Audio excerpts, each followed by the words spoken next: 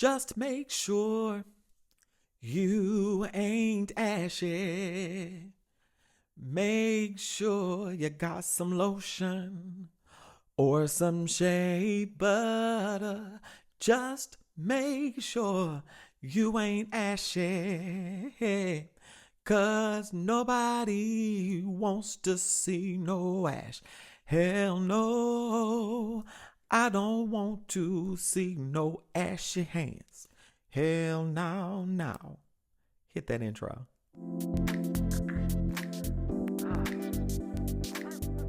What's up, my royal priesthood? It's your girl, Priestess. Hey, royal priesthood. I hope y'all are doing well.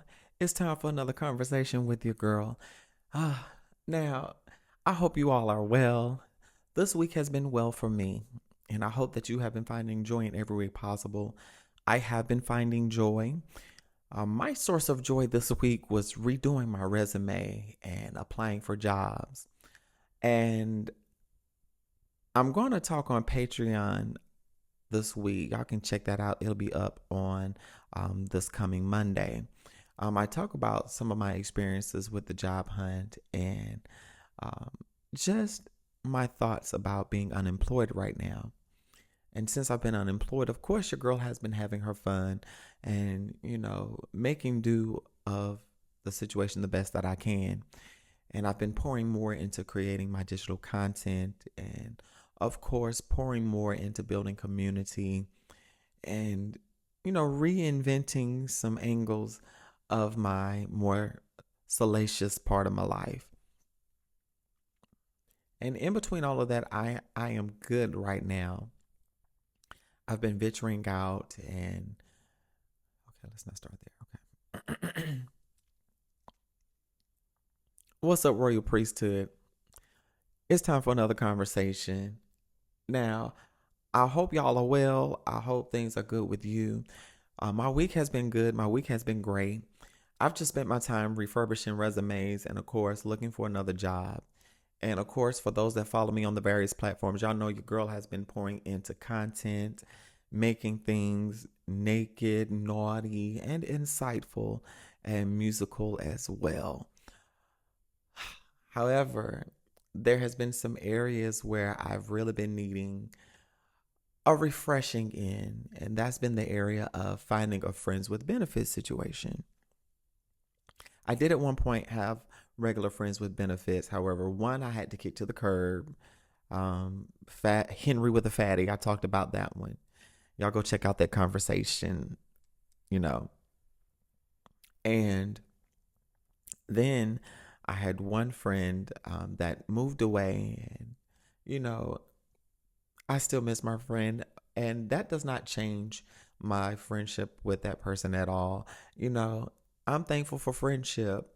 And the benefit of that is still having the friendship and having that love. Friendship is important, even without that particular benefit. Because true friends with benefits are able to still benefit each other emotionally, mentally, and not just in that sensual, that physical need. And, looking for a friends with benefit in this current climate, with the way people are with the gender wars and all of that, especially with extra attention on trans people, it is a toxic waste dump, darling. I'm very apprehensive about meeting people. I prefer to meet people in person out in public if we're talking about a serious friends with benefits situation. Let me have a conversation with you over the phone. Let's, do a formal thing. I still do the hookup thing, yes. However, I still have my stipulations about that. But in all, it is a very complicated and grueling process at times because you have to weed through so much riffraff. You have to weed through DL men. You have to weed through DL women. You have to weed through fetishizers. You have to weed through the BBC lovers. You have to weed through all of that. And it can be taxing after a while and frustrating. And throughout the search, it has been an interesting process. Now there were a couple of prospects, but there are certain things that I require of you, and that should be a common given if you know you're going to hook up with someone and you plan to bottom. That's all I'm going to say on that before I get into the gist of things. And also, I look at how well you are going to communicate with me, because if you cannot communicate with me properly, or if you want me to guide you to the water, that's going to piss me off. Case in point, I have been venturing more so into side play lately. I am a verse bottom, okay? Telling my team. But I also like side play, meaning mutual self-love, touchy-feely, no penetration. And sometimes I'm not in the mood for penetration. I like side play. I love doing that with my partner, and I love doing that, with those who are into that. And in the process of me searching for that, I've had to weed through people that I've had to sit there and educate on certain things. I am not one to deal with curious individuals. I don't care to deal with that. The reason why I don't like dealing with curious individuals is because most of the times when someone says they're curious, they're actually seeking out that bi-curious role play. They are well experienced at dealing with trans women. They are well experienced with dealing with queer people, non-binary people. However, they like to play this role play to where they'll hit you up and say, hey, I'm exploring and I don't really know what I'm into. I don't know what I want to do. And I'll ask, is there anything that specifically you've seen or that you may have an inkling? No, maybe you can show me. And I'm like, I can't show you anything unless you can properly communicate with me. And this particular dude started giving that. And I let him know, look, I'm not interested in a whole lot of endless talk. I don't like games being played right now. I am a very direct woman. I am a grown woman. You're an adult. Please be direct. He's like, well, I apologize.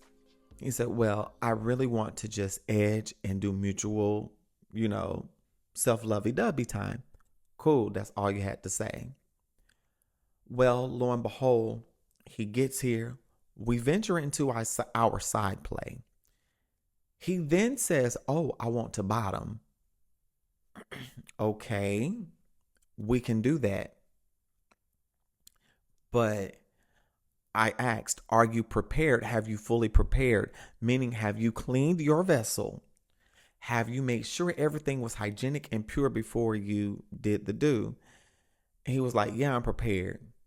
So I get ready to venture in said vessel. And when I ventured into the vessel, it was not yet prepared. And I let him know, I can't do this with you. Like, come on, dude, go handle that. And he read that for me because I'm like, dude, if you're not prepared, what do you expect me to do? Like, I shouldn't have to tell you to prepare yourself, honey. Like, for real. That's why I don't deal with a lot of curious individuals, because number one, they don't take the time to fucking research. Okay. They don't take the time to research. And then there's a lot of back and forth that wastes your time. I had another individual that hit me up a couple of nights ago. Fine individual. Everything that I like in a particular type. If you know me, I like a tall, fit body. Skin tone doesn't matter, but you have to be well groomed for me. And this is what this man was giving. However, he hit me up. Great conversation until I asked, what are you into? And he said, well, right now I'm exploring. I said, okay. I said, is there any specific area that you're exploring? He was like, well, I'm not sure what I want to get into. I said, well, I can't help you unless you tell me what you're curious about exploring. Like, tell me if you are more so into, rocking the mic, or if you want your mic rocked. Let me know if you're into giving or receiving the beef. Let me know what you're into. Let me know if you're into side play. Let me know what it is that you're into, or if you're into impact play, or if you're into Shibari. Let me know what you're into. He was like, well, why should I be able to tell you what I'm into? Again, he said, why should I be able to tell you what I'm into or what I'm curious about? I said, because that will help me help you have a great experience, and that will help me to see if we're even compatible, because what you may be into, I'm not into. You want me to read your mind? I'm not finna do that. And again, this goes back to the role play thing. They want to do this role play to where you coach them into interacting with you. You coach them into doing some sensual act, some erotic act. And I'm like, sir, just tell me what you want to do. I don't have time to lead you. That's not my job. I am not your school teacher. Make it make sense. And I'm like, why? I hate it here. And that's mostly what I have been running into with a lot of these individuals.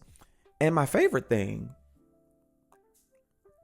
are the blank profiles that hit you up. And the first thing they do is send you a picture of their member with no context whatsoever. If you're going to send me a picture of your member, at least say, hey, what's up? You trying to link? I'll respect you more if you did that. But sending me a face picture or sending me a barrage of pictures without context is a no for me, period. It just doesn't work like that. And I'm like, yes, that's nice, but what do you want me to say? A random unlocked album. What do you want me to say? What do you want me to do with that? Use your words, please. Use your words. Or either they hit you up with a demand, just say pics. How big is it? Is it wet? Can I come through? Like, what happened to a proper introduction? Like, even on another site that I'm on, this guy and we had spoken before, but I kind of felt that he was a chaser. And I gauged him. I asked him, what all was he into? And the first thing out of his mouth was, I like a woman that wears a lot of nylon heels and stockings. I'm like, okay, cool. I am not that girl. I am not that girl. While yes, I may wear stockings and things, but that's not an area of kink or fetish that I operate in. That's not my thing. I only wear that for fashion. I don't wear that for sexy time, darling. Like, that's not my MO. But okay, no, thank you. And I said, I hope you find what you're looking for, which is what I do a lot of times. I tell them, I hope you find what you're looking for, because I can already tell by how you communicate with me and your lack of communication that we're not going to be compatible. The other area is I am a kinkster. I am into impact play. I am into orgasm control or orgasm denial. I am also into dom sub relationships. I'm a brat, so I need someone to be a proper brat tamer. And even in that area, most of the men that want to dom me come from a place they actually want someone that they can control and use as a doll. I'm not into that. Communication style is poor because immediately the first thing they do, they hit me up with a long profile, giving their stats, what they're into, their requirements, their hard nose, as if we are locked in. And I'm like, no, we haven't had a formal conversation yet, because you don't know, again, what I'm into. You don't know my style. You don't know what kind of sub or switch that I am, or what kind of brat I am, baby. Like, come, let's talk. Come correct. I don't understand. And trying to find these things and having these experiences has just made me take a back seat to everything, and just really focus on what I have with my partner, of course. And that's what I like about being in an open or ethically non-monogamous non-monogamous relationship. Damn, I got it. That's what I love about being in this type of relationship. We have that communication style. And Even in me and my partner dealing together, we run into the same thing. Sometimes people will want to play with both of us, but then they want to try to triangulate between both of us. They'll hit me up, then they'll hit her up, and they'll say one thing, they'll say this thing, but then it's always some nonsense, and I'm not in the mood. And my very favorite thing is when we set up the time. I have spent my time cleaning my vessel, preparing, putting on a fresh face of makeup, making sure my hair looks good, or pressing out my hair, doing what I got to do. And then you tell me you're going to be here at a certain time. I check in with you. You don't answer and you fucking stand me up. Or either you get here and you rush me, or you decide you want to do it because the person you really want to hook up with has hit you up. Don't play me in my face like that, honey. If you're going to waste my time, just don't bother me at all. And it's been those frustrating things. And it's been predominantly with cisgender men. Now, dealing with my femmes, my fellow trans people, and my NBs, it has been a different experience. Now, of course, you're going to have bad apples in all groups. You're going to have people that don't communicate. But dealing within community, it has not been that big of a problem for me in finding someone to at least have a conversation with, make a plan with. And I have some things that I put into practice, and I have a way that I'm navigating this. I really want to see what conversation is like first before I venture into anything. But also, if it turns into a hookup, good. That is fine and dandy. And I realize, because I've decentered men, and I'm still decentering men, I realize that things that attracted me to cisgender men no longer do it for me. And now, because I no longer have that patriarchal view of sexuality, and since I've transitioned, everything has just changed. I prefer to deal with femmes and with other trans people and my non-binary people. And I still love my mass presenting people. Don't get me wrong. I love all areas of the gender spectrum. However, it's just certain things in your personality and how you carry yourself. Of course, with the physical appearance, it's got to be something that attracts me to you. And I realize a lot of times with men, they don't put in the effort.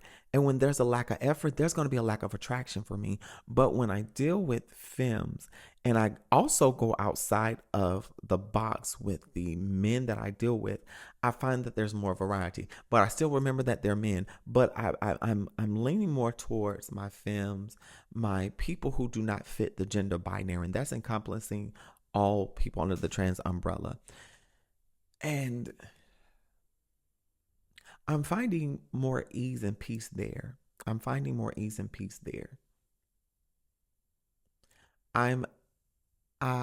have specifics of what I want in that friends with benefits. They have to be a kinkster. I'm sorry. And if you're listening to this and you are interested, don't be scared to hit me up. Okay. Hit me up on the social medias. Linktree is where it needs to be. Y'all know where to find my stuff. I want somebody that I can go on adventures with. I want to be able to do nudist and exhibitionist things with someone, not just my partner. I love my partner now. We do things together. But, sometimes you want another partner to share that with. And there's nothing wrong with that. And sometimes you may, lose that attraction to that one particular person that you may have been dealing with. And I have had that happen. And there was a lot of factors, but this person and I, we had been dealing with each other for a minute. However, there were some frustrations there because communication started breaking down and they started moving different. And instead of coming right out and telling me they were venturing into a new relationship, they moved funny and ghosted me in a way. I took it personally, but I'm like, you know what?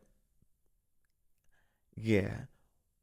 Later on, we rekindled things and we talked things out. They apologized, fixed the behavior, and I was all set. But then that second time around, I realized that infatuation with them had wore off, that attraction had wore off, because now I'm seeing you for who you are, and now it's making me lose that attraction for you. Some of the baggage that you have, I can't contend with. And it hurt for me to cut this person off because we had a love for each other. We had a love for each other. And I realized the love I had for them, and I'm going to go ahead and say song of the week on this. It's like Duran Bernard said, no business. I ain't got no business loving someone else the way that I love you. Like, I realized, like, what I wanted with you, I need to find that elsewhere because you can't give me what I needed.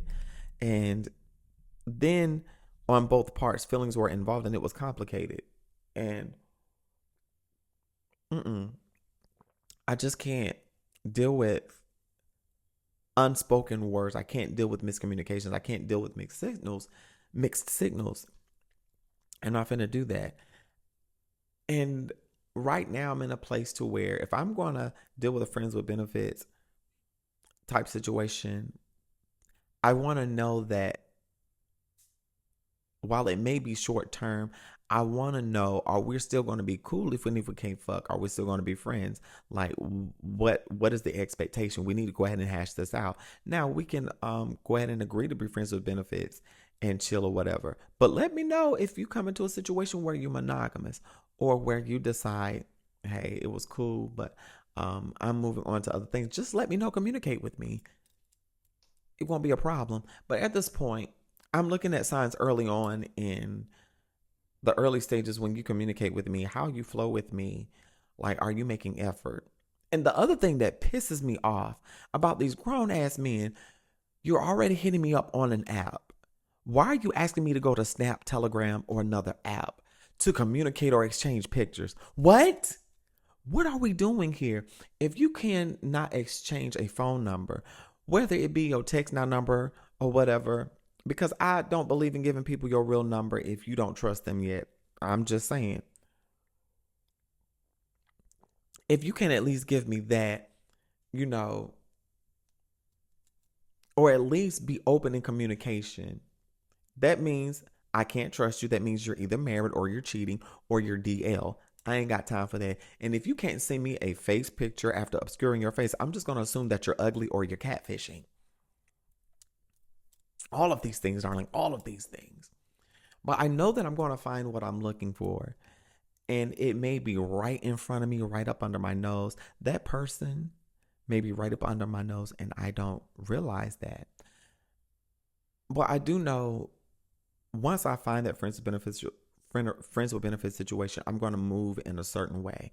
And I like how my last friend with benefit, my last friend, I don't even want to say friends with benefits because they're still a friend. The last friend that I had in that capacity, we're still friends.